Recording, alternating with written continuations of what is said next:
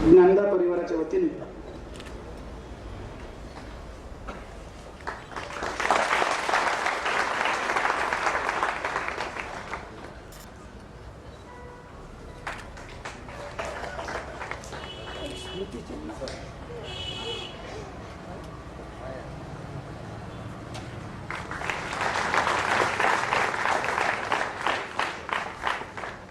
हसरतों के चिराग जलने लगे।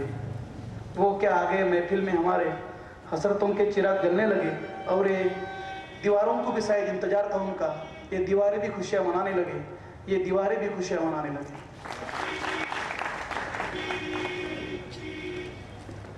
आजचे सन्माननीय, त्यांना सत्कार मूर्ती वगैरे शब्द खूप कमी आहे, पण आज पुरस्कार ज्यांना आज प्रदान झाला असे नितांत आदरणीय डॉक्टर अभय बंग, आणि माझ्या मनातली भावना आहे की त्यांचं नाव, एकट्याचं नाव कधीही घेता येत नाही, घेता येता कामा नये। हा एक न सुटणारा समास आहे, वेगळा न होणारा, तो म्हणजे डॉक्टर अभय बंग आणि राणी बंग, एक अद्वैत आहे। अशाचे आपले सन्मान मूर्ती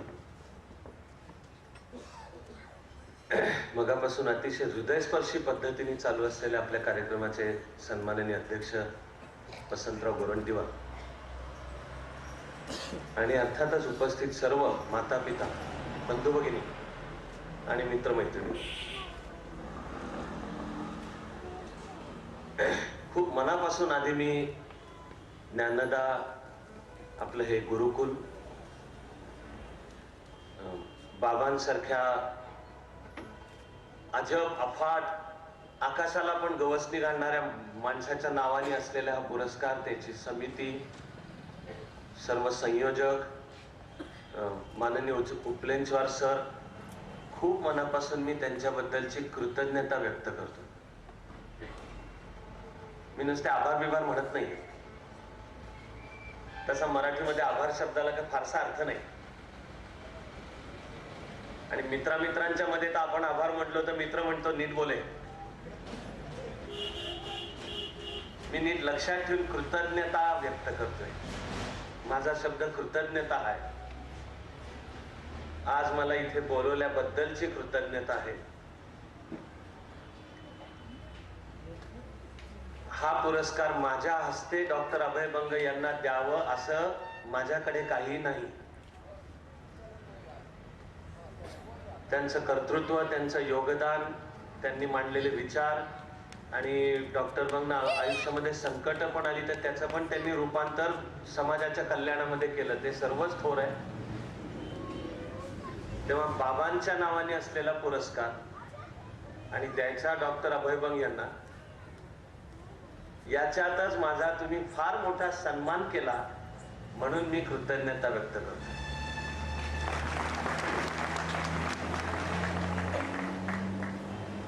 मला सुदैवाने या गोष्टीचं भान आहे की कोणत्याही गोष्टीमध्ये माणसाचं जेव्हा 1 युनिट सन्मान असतो तेव्हा 10 युनिट जबाबदारी असते। ज्याला ती कळत नाही त्याचीच फक्त छाती फार फुगून येईल की मी किती लय शाणा लागून गेलो। पण इथे तुम्ही बोलवून, आणि मी खूप मनापासून, ज्याला तो शब्द अपुराच आहे असा सन्मान, त्याबद्दलची कृतज्ञता व्यक्त करतोय, तेव्हा मलाही भान आहे की बहुधा हे तुम्ही समितीने मला पण दिलेलं उत्तेजनार्थ बक्षीस आहे।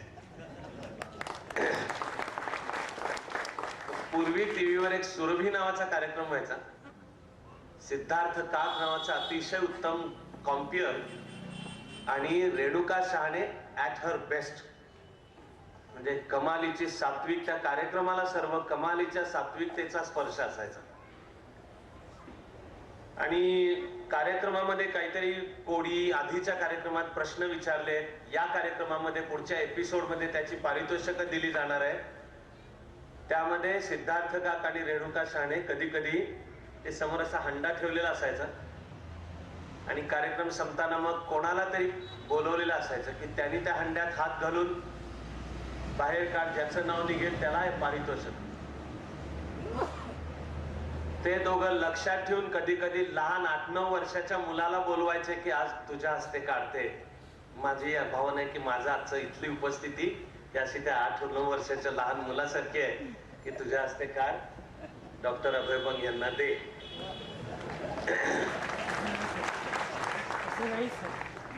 मला जबाबदारीची जाणीव आहे आणि एवढ्या गोष्टीची मात्र खात्री आहे की असं याच्या हस्ते द्यायला बोलवला याचा कधीही पुनर्विचार करावासा वाटण्यासोबत माझ्या हातून काहीही कधीही घडणार नाही. म्हणजे सन्मार्गाने चालणे, सत्याच्या रस्त्यावरनं चालणे आणि नो मॅटर व्हॉट त्याचा जो अर्थ कळलेला आहे सत्याग्रहाचा, की शुद्ध बुद्धीने आपल्याला जो सत्याचा रस्ता वाटतो त्याच्यावरनं चाल. त्या रस्त्यावर तुझ्या वाट्याला वेदना आल्या तर दुसऱ्या कोणालाही दोष देऊ नकोस, पण तुझ्या वेदनांमधून तू अन्याय दाखवून दे. तेवढं मित्र माझं तुम्हाला वचन आहे की मी पण ह्याच रस्त्यावरनं चालत राहील. म्हणून तुम्हाला पण विनंती करेन की आपण सगळे आपापल्या आयुष्यात त्याच रस्त्यावरनं आपण चालत राहू. तेव्हा मी खूप मनापासून म्हणतोय की बोलवलं ह्याबद्दलची विलक्षण कृतज्ञता आहे. मला वाटतं की बंग दाम्पत्य दोघही सर्व प्रकारच्या पारितोषिकांच्या पलीकडे गेलेत. कोणीतरी दुसरी माणसं कदाचित असतील की बक्षिसांनी मोठी होतात. काही माणसं अशी आहेत की ज्यांच्यामुळे बक्षिस मोठी होतात. आणि सर्वार्थाने महाराष्ट्राचं भूषण असलेले दोघही दाम्पत्य आज व्यक्ती म्हणून डॉक्टर अभय बंग यांना आहे. हा त्यामध्ये आपल्याला सगळ्यांचीच भावना आहे की सन्मान आपला पण आहे. बाबांचंही नाव असं कानालाच हात लावावं लागतो बाबांचं नाव निघाल्यावर. मगाशी ते बोलत होते तेव्हा सुद्धा मला एकामागून एक सहज काही कविता आठवत होत्या त्यांच्या. माझ्या शरीराने सुद्धा तरुण असण्याच्या वयात जेव्हा भारताचा आपल्याला कार्यकर्ता व्हायचं असंच करिअर ठरलं. करिअर काय की आपल्याला देशाचा कार्यकर्ता व्हायचा. तेव्हा मला अनेक दुपारी अशा लक्षात आहेत की ज्वाला आणि फुले पाठच करत बसलो होतो आणि त्याच्यासाठी काही कृत्रिम एफर्ट पण करावा लागला नाही. असे आग आहे सगळे शब्द म्हणजे असं धगधगता अंगार आहे असे. तुम्हाला अभय बंग थांबल्या त्यांचं बोलणं संपवतानाच्याकडे सांगत होते की नवी वाट शोधणे किंवा आव्हानं अंगावर घेणे ते तुमची तुम्हाला वाट सापडो. तुम्हाला बाबांच्या कवितेतली ओळ आठवत होती, निबिडातून नवी वाट शोधण्याचं आव्हान जीवनाकडून प्रत्येकालाच केव्हा ना केव्हा तरी मिळतं. जे ते स्वीकारतात ते धन्य होय. आपल्या समोर असतंच आव्हान आणि रुळलेली वाट चालायची का जीवनाकडनं येणारं नवं वाट शोधण्याचं आव्हान स्वीकारायचं. त्याच कवितेच्या मग शेवटाकडे बाबा म्हणतात संकट सोचताना संकट येतात माणसावर. बाबांची ओळ आहे, कड्यावरून कोसळताना आता मला कधी कापर भरत नाही. कड्यावरून कोसळताना आता मला कधी कापर भरत नाही कारण माझ्यातला सागर सतत गर्जनाच करत असतो. मला आता सांगताना माझ्या अंगावर काटा येतोय. मी दुपारी अनेक वयाच्या 15-16व्या वर्षी ज्वाला आणि फुले वाचणे पाठ करणे अशातच आपोआपच गेल्या. त्यामुळे मला उपलेंचर सरांनी जेव्हा विचारलं फोनवर असं याल का, तर त्याला चांगल्या हिंदीतले शब्द आहेत आपका हुकुम सर आखो पर. विचारताय काय? ऑफकोर्स हे तीर्थक्षेत्र आहे आणि इतकी चांगली संधी तीर्थक्षेत्राचं दर्शन घेण्याची आणखी वेगळी कोणती मिळणार आहे. बाबांच्याच एका महान कवितेचं शेवट आहे शेवट. तेव्हा त्या वस्तीच्या वेशीवर उभेल शाश्वत, माझ्या आत्म्याच्याही वेशी उभारणारा स्फिंक्स अभयहस्त आणि उभारून आपल्या अभयहस्ताने उद्घोषत राहील जगाच्या अंतापर्यंत. इथे ज्ञान गाळतं घाम, विज्ञान दानव शरण नाही. इथे कला जीवनमय, अर्थाला अपहरण नाही. इथे भविष्य जन्मत आहे, या सीमांना मरण नाही. अशी कविता आहे त्यांची. आणि ती वाचताना आपोआप पाठ होताना सुद्धा मला वाटलं की आनंदवनाचं वर्णन आहे. इथे रस्त्याच्या या बाजूला मी आज प्रथमच आलो, पण इथपासून सगळ्या त्या हेमलकसापर्यंत आता बाबांचे दोघं सुपुत्र, त्यांच्या सुना, आता त्यांचे सुपुत्र, म्हणजे हवीच असली देशाला घराणेशाही तर ती बाकीच्या घराण्यांची नसली तरी परवडेल, सत्ताच उपभोगणाऱ्या. पण हे अख्खा आमटे घराण्यानी जे बाबा साधनाताईंपासूनची जी तशाच परंपरेमध्ये भारत देश पवित्र आणि तीर्थक्षेत्र ठरावा, ती ही सुरुवात आहे. आणि माझ्या मनामध्ये कमालीची श्रद्धा आहे त्याबद्दल, म्हणून मी कृतज्ञता व्यक्त करतोय की आनंद आहे आज बोलवलं याबद्दल. अभय बंग यांनी तसं बोलताना जरा चटका लावून जाईल असा केलाच उल्लेख. गेली अनेक वर्ष मी मृत्यूच्या छायेत वावरतोय म्हटले. देव पण काय घडवून आणतो की त्यांना हृदयरोग घडवून आणला. बाकीचे अनेक जण बहुधा थकून दमून आता सगळं मी कसं सांभाळून करीन असं म्हणून उरलेलं जीवन काढतात. त्यांनी त्याचं पण बनवलं ते पुस्तक. आता मला लक्षात पण नाही त्याची किती 20, 22, 25वी आवृत्ती असेल, पण लक्षावधी जणांना जगण्याचं बळ दिलं. म्हणजे तो माझा साक्षात्कारी हृदयरोग, अर्थात मी पण वाचलेला आहे आणि सुदैवाने असा काही मला हृदयरोग होण्यापूर्वी वाचलेला आहे. पण ठिकठिकाणी माणसं भेटतातच, काही संदर्भ नसला तरी भेटतात की त्यांना काहीतरी असं झालं, ते वाचण्यामध्ये आलं. तेच केवढं मोठं पारितोषिक आहे, केवढं मोठं काम आहे ते. दुःखाचं पण रूपांतर पुस्तकाच्या माध्यमातून हजारो लक्षावधी जणांना बळ द्यायला केलं. शक्यतो अगदी थोडक्यात एक सांगतो हा किस्सा. व्यक्तिशः मला जर कोणी विचारलं की तुला मिळालेला सगळ्यात उत्तम पुरस्कार कोणता, आनंदाची गोष्ट आहे की मला काही फारसे मिळालेले नाही, ती आनंदाचीच गोष्ट आहे, नकोच आहे. पण समजा कोणी अगदी कॉर्नर करून विचारलंच तर आमचे जे उचापत्या चालतात, आंदोलनं चालतात, प्रवास चालतात, त्याच्यात इचलकरंजीला पंचगंगेच्या घाटावरच एक सभा होती. त्यावेळी राज्यातलं भ्रष्टाचार विरोधी आंदोलन चालू होतं. IAS चा राजीनामा देऊन मी त्या कामामध्ये होतो. त्याची सभा होती लोकांसमोर. आता जे वाटलं शुद्ध बुद्धीला योग्य ते बोललो केलो. सभा संपली. थोडे कार्यकर्ते आसपास होते. त्यांच्या गर्दीमधून असं बाजूला करत एक माणूस पुढे आला. मला शेकहँड पण केला आणि असं नमस्कार केल्यासारखं तो मी स्वीकारत नाही. हे ज्ञानोबा तुकोबाचे संस्कार आहेत. एकमेका लागतील पायी रे, तुकारामाच्या अभंगातली ओळ, खेळ मांडली येला वाळवंटी घाई, एकमेका लागतील पायी रे. म्हणजे आपण परत करायचा असतो नमस्कार. ईश्वर सगळ्यांमध्ये आहे, त्याच्यात उच्च नीचता नाहीये.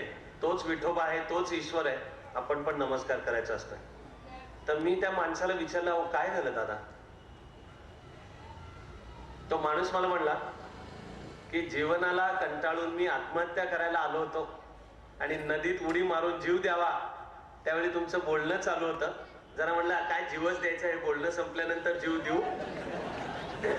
तर ऐकल्यानंतर खात्री पटली की जीवन अजूनही जगण्याच्या योग्यतेची गोष्ट आहे. माझ्या डोक्यातून आत्महत्येचा विचार गेला. हे मी मानतो पारितोषिक सर्वात मोठं. असं त्यांनी लक्षावधी जीवनांना केलंय असं म्हणतो मी. एक गांधीजींची एक पत्रकार मुलाखत घेत होती. महिला पत्रकार होत्या. त्यांनी विचारलं की तुमच्या जीवनाचं ध्येय काय? तर गांधीजींचे मूळ शब्द होते, I want to wipe out every single tear from every single weeping eye. अश्रू भरल्या प्रत्येक डोळ्यातनं मला प्रत्येक अश्रू पुसायचंय. तर जेव्हा हे भारत मातेचा आपल्याला कार्यकर्ता व्हायचं असं सुदैवाने वयाच्या 16व्या वर्षी स्वप्न पडलं मलाही. आणि जशी माती समजावून घेत पुढे सरकायचा प्रयत्न केला, तितके जास्त गांधीजी कळल्यासारखे वाटायला लागले. त्यावेळेला मनात हे पुन्हा पुन्हा वाक्यही यायला लागलं. मग वाटलं की गांधीजी स्वप्न पाहू शकतील, अश्रू भरल्या प्रत्येक डोळ्यातला प्रत्येक अश्रू पुसू. मला एक जरी पुसता आला तरी धन्य आहे की आपण, की मला माझं काम करताना जे काही मी जगतोय त्याच्यामध्ये जरी एक अश्रू पुसायासा आला तरी जन्म काहीच कामाचा आला. की आपलं आयुष्य धन्य केव्हा झालं? अर्थ सापडला, आयुष्याचा अर्थ सापडला. सुदैवाने आपल्या म्हणींनी तर त्याचं फारच फार सोपं उत्तर देऊन ठेवलेलं आहे. पाणी रे पाणी तेरा रंग कैसा. जिसमें मिलाओगे उस जैसा. आम्ही जर म्हणालो आयुष्याला काय अर्थ नाही तर आयुष्याला काय अर्थ नाही.